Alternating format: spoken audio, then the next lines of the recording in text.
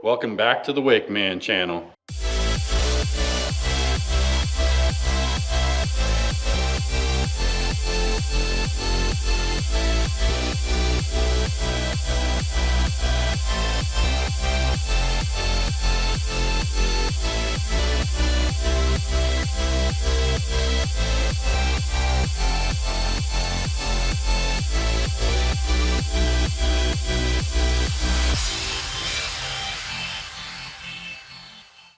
All right, back to the lake, but not great news this morning. It's been 2 weeks since I've been on the water. Last weekend, so this is what is it, June? It's either June 19th or June 20th. So we're at the coming up upon the summer solstice, the longest day of the year. But yeah, last weekend it was way too windy, and it turns out, you know, today is not crazy windy, at least not yet, but it's rough enough to where it's not wakeboard water for me, which sucks. And on a day like this, I would typically launch because it's not crazy, and then I'd go out to my spot and it might be calm over there, or at least I might be able to go down further and it might be calm there. But in 2 weeks, it has only come up about 2.5 feet, which is nothing for this time of year and not looking good, basically. I was watching an old video of mine this week, and it was when I was building the shop. The summer I finished the shop, and this time of year, almost the exact same weekend, we got here, and in the video I said it came up 7 feet in 1 week. So 2 weeks, 2.5 feet, nothing compared to 7 foot in 1 week. Really not looking good for this season, unfortunately. Looks like they did clean up the ramp though. That's nice. I was really hoping they would do that, because I actually got a flat tire from one of these rocks last year, just driving on top of one of these dang rocks, and it just like wedged itself into my tire. So yeah, I mean, the good news is that extra 2.5 feet will make a little bit of a difference with the wake. So like, you know, before, like, my wake would only be really good right where it starts at the canyon there, and I'd come back in and it'd get kind of worse and worse because it was only like, I want to say it was like 6 foot deep right out here, and that's where we'd turn around. But now it should be between 8 and 9 feet there. So, and that's, I mean, it's not going to give you ideal wake. Now in a surf wave, that would be not good. Anything under like, anywhere around like 12 feet or below, I'd say 11 foot or below, you're going to notice the wave's not as good. It's not going to be as big of a wave. With wakeboarding though, I think once you get to 8 foot, that's kind of all you need. So in that sense, it'll be good. I'd still be dealing with flow going back and forth, so I'd have to change the speed going back and forth.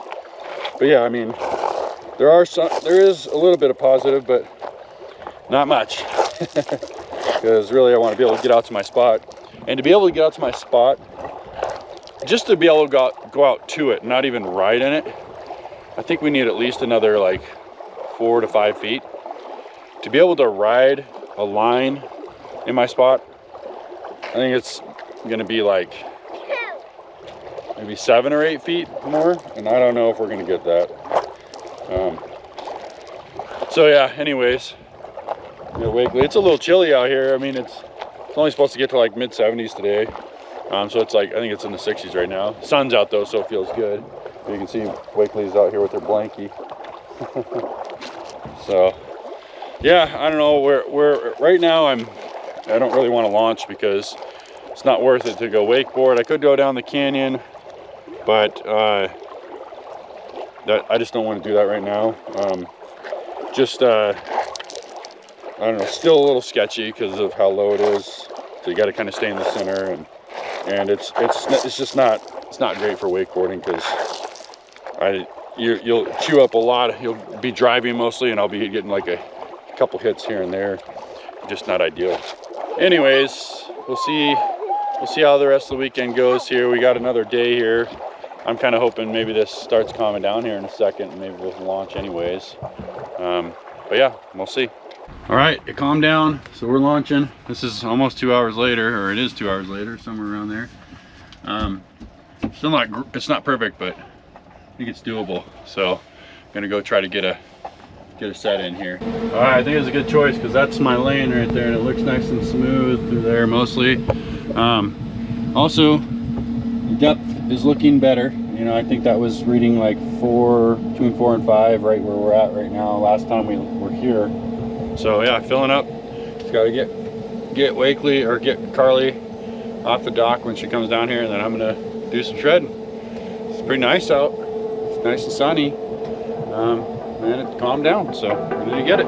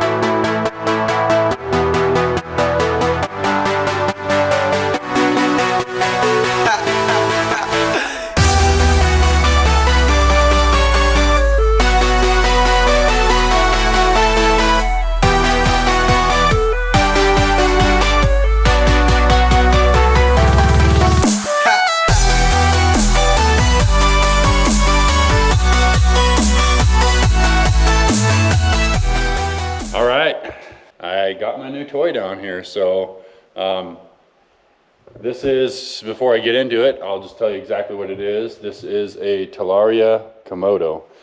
It's got a 96 volt battery, goes 70 miles per hour. It is a very fast bike. If any of you that have watched my videos in the past, you might remember when I got a Talaria a few years back. And that was the MX3, and that bike was, I think, what they're calling like a mid-size bike, and it was a really fun bike. I mean, it was my first experience with an electric dirt bike. Well, it was my first electric dirt bike, and I used to ride dirt bikes a lot back when I was young, in my teens and in my 20s. You know, what I have to compare it to, or what I had to compare my MX3 to, was I previously had ridden or owned a 1997 YZ 125, and then I had a 2000 YZ 250, both two strokes. And, you know, rode those a lot. But then when I got my Talaria MX3, it was really cool in that it's quiet and I could ride it all around my neighborhood, and it was pretty fun. But it left a lot to be desired coming from a YZ 250. Specifically, the suspension was never enough for my weight. I'm normally around 210. I'm just below that right now, but you know, I range right around 210. The suspension on that bike was like, you know, upgraded mountain bike suspension. And you could get better mountain bike suspension for it, but still, you know, with the weight of the bike, it was like 130 pounds, just wasn't enough. It never felt like I could take it off a big jump because it felt like it would collapse underneath me. And I was just used to the feeling of, you know, a YZ 250. And those are made for really, you know, really aggressive riding because, you know, they're made to race. So a lot to be desired there. The other thing is coming from YZ 250, I always wanted more power. You know, I was like, oh, it'd be nice to have a little more power here.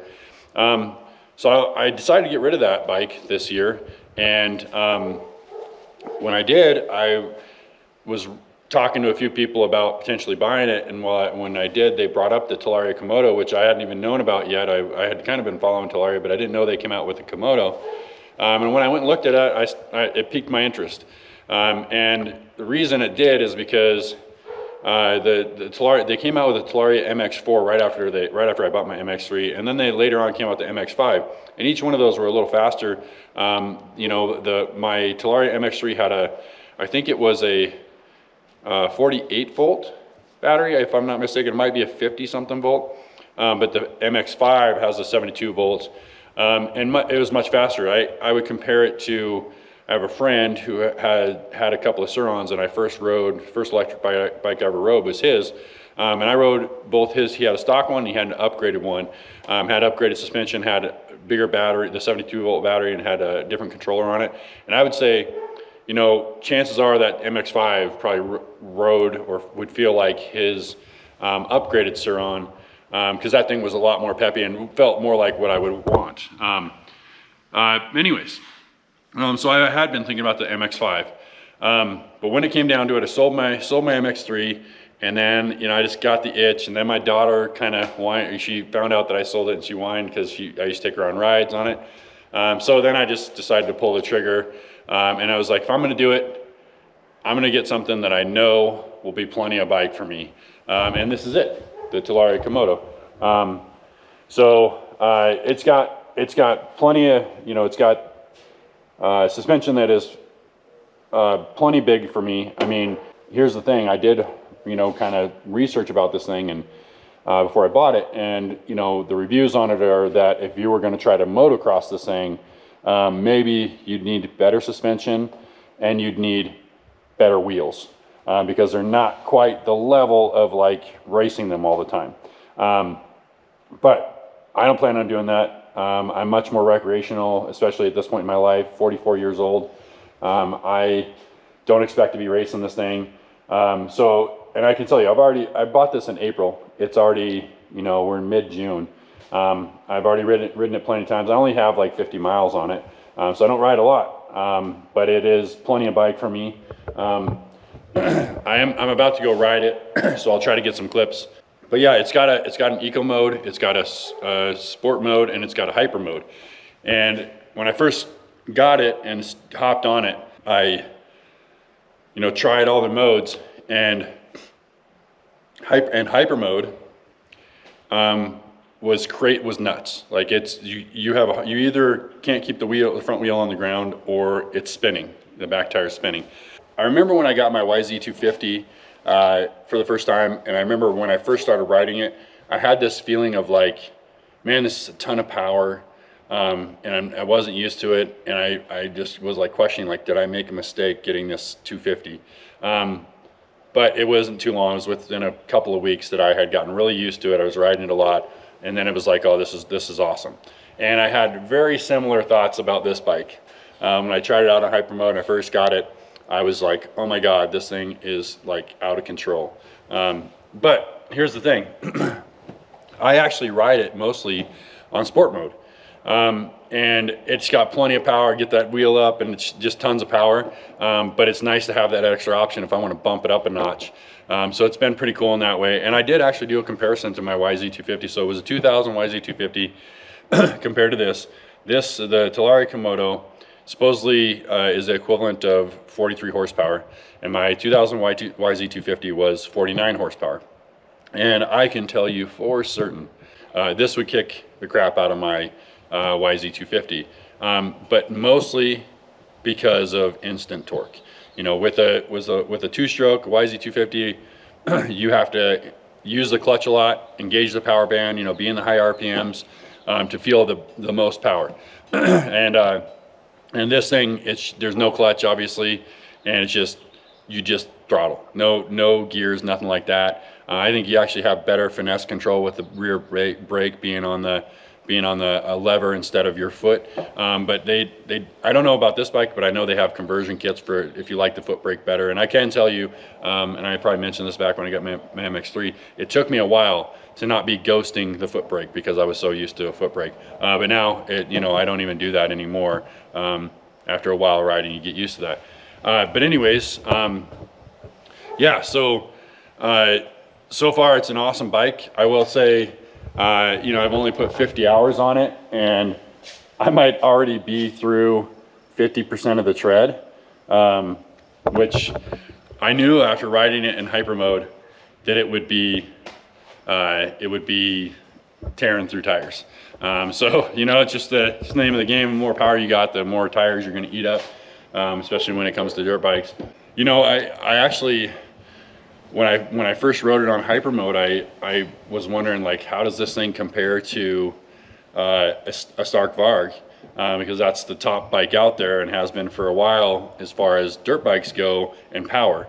And I know that the highest mode on that, I think it's mode 5 or something like that, based on, you know, watching videos and doing research, it's 80 horsepower, the equivalent of 80 horsepower. And so, like, this being at 43 horsepower, like, I can't imagine doing 80 horsepower. But what I hear, though, or from what I can tell and what I've researched and heard people say with when they have the Varg, is that most people ride it on like between 40 and 50 horsepower settings. So I guess I think you can actually dial in the actual horsepower as opposed to like modes. I'm not sure, maybe the modes are just like presets.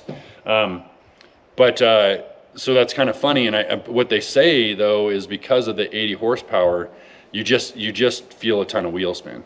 So like it's a crazy amount of power and a lot of fun, but like in certain situations you might need that, but for the most part people usually use it between 40 and 50 horsepower.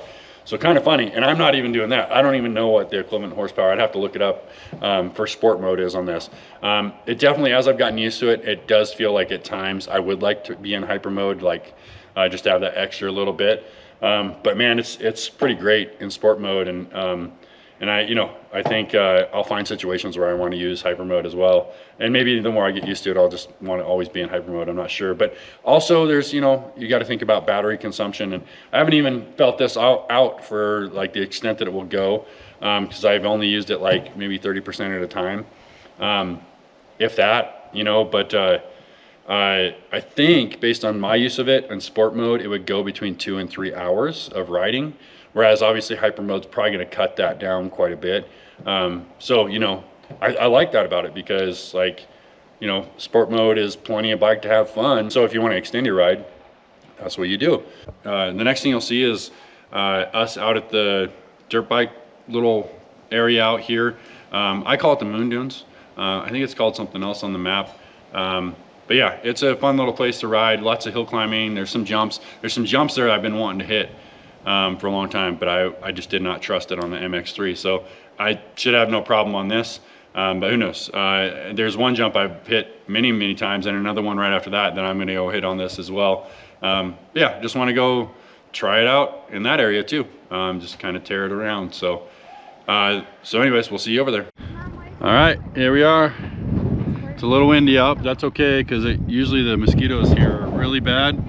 So it'll just keep them away. But yeah, the kids, they got a ramp here too, which is nice because this bike is way heavier and harder to load than my MX3. Yeah, I'm gonna go ride all this, tear around. It's been a while. Oh, there's a new jump right there. That's cool.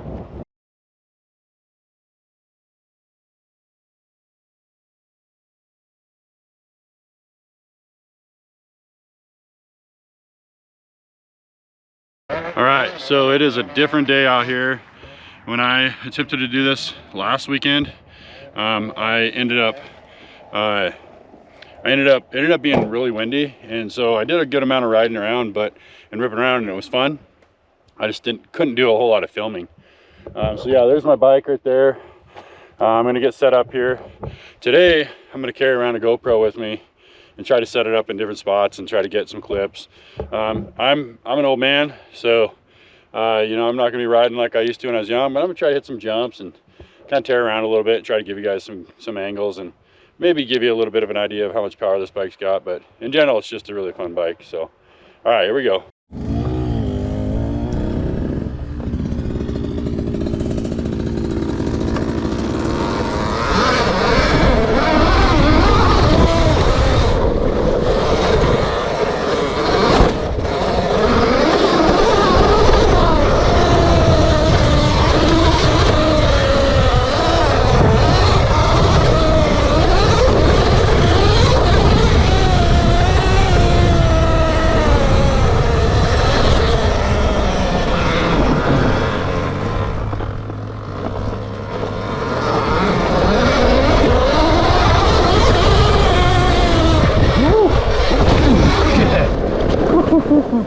Went a little big.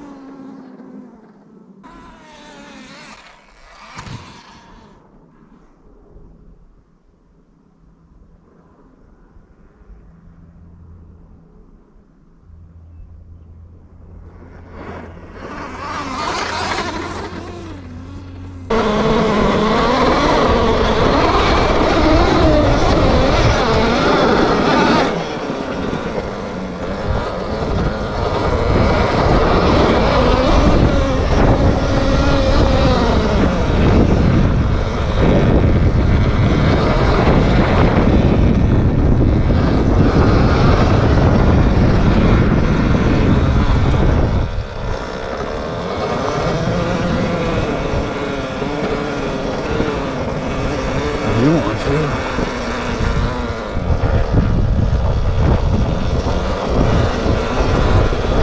Yeah, I think so.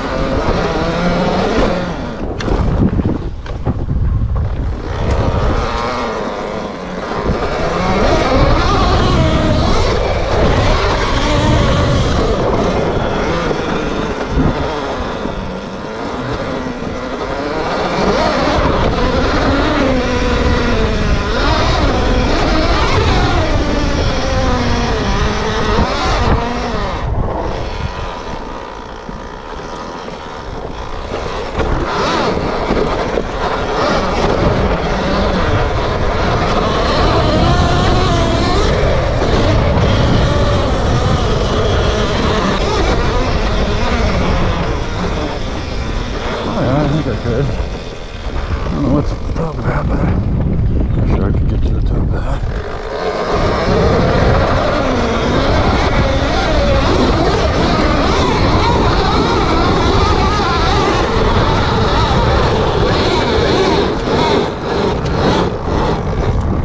Ho ho ho ho. Yeah, there's a little. It's just.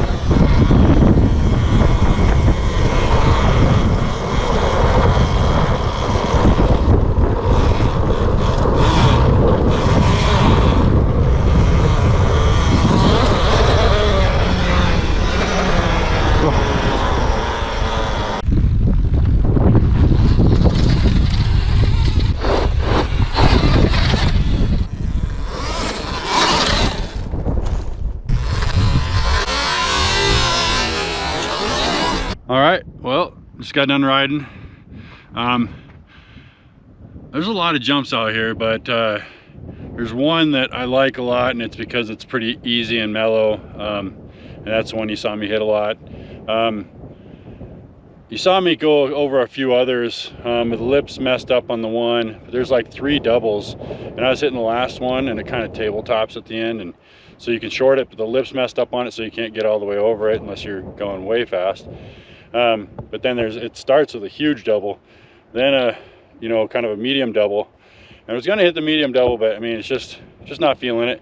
I'm old, so maybe another day. I was trying to hit this kind of big hip jump right here, but again, that one needs more of a lip, and you got to have a ton of speed to get over that.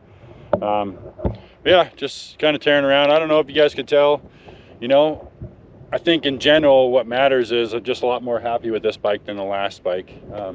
So it's fun. I'm ripping through the tire, but yeah, this place, I think you kind of need like one of those sort of sand mud paddle tires. They're not paddles, but they're kind of half paddle, half teeth, or knobs, what do you want to call it? So anyways, yeah, I just wrapped up. I'm gonna get back to the shop. We're gonna go out and do karaoke tonight. So Wakely's been practicing, so we're gonna do that. All right, we are wrapping up the weekend. I'd say it was a pretty good weekend. You know, the water level up 2.5 feet, not ideal, but better than the last time. And I got a good set both days. I even did some foiling at the end there, like you saw. I got to share my new toy with you guys. Having a pretty good time on that. I actually kind of want to put a different tire on it. I don't know if I'm going to do that this year or not, but I'd like to, because that area out there, which is called Darnell, I call it the Moon Dunes, but it's called Darnell. It's so soft and loose in a lot of spots that it'd be nice to have one of those, like, they're kind of like a paddle tire with teeth. I see them, I think they use them in professional motocross a lot when it's like a more wet track or a more sandy track. Anyways, yeah, it's been fun. I'm gonna disconnect and clean the boat and fuel it up, so it's all ready for next week. I got the bike sitting over here. I put it on charge. I actually did that ride yesterday on 62% charge, and it got down to 22. So I think it actually works pretty good. And then when I charged it back up, I think it only took like 4 hours to do, you know, like 80% of a charge. So yeah, it's been pretty good. I've really liked this bike so far. Another thing I want to talk about is my wakeboard. Like I said in a previous video, I'm using a much bigger board this year, so it's like a 150, whereas my other boards were 146. It's a Hyperlight Murray. It's the biggest board I think you can get right now as far as a boat board. I think you can get bigger cable park boards, but so I've definitely got some feedback on that now. When I first started riding that thing, I was like, man, I kind of feel like going back to my old board. And it's just because it rides totally different. For one, it had 0.8 inch fins on it. So like they were, you know, not sticking far down. And I'm used to being on 1 inch fins, and they're like longer. But also the other board that I was riding, which is the Ronix One Time Bomb,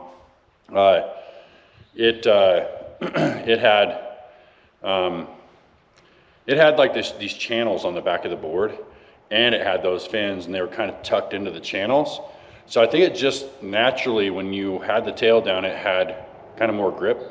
So what I did is I actually put the 1 inch fins on the Hyperlight Murray, and then when I got out this weekend, you know, it was better traction for sure. I wasn't noticing it kind of slipping around when I land and stuff like that.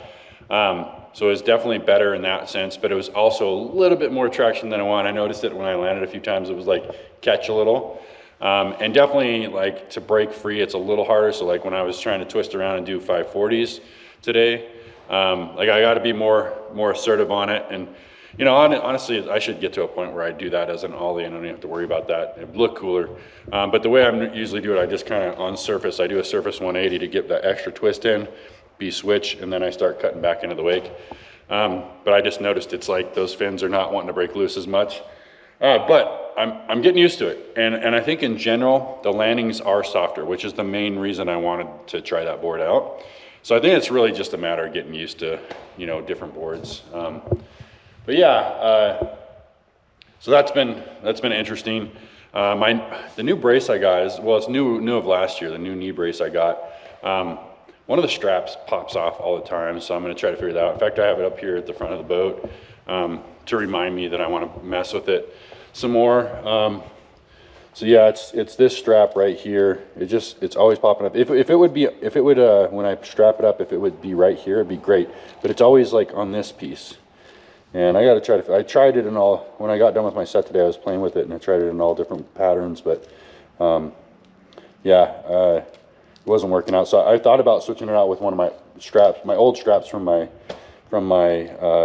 old knee brace. So I might try that out.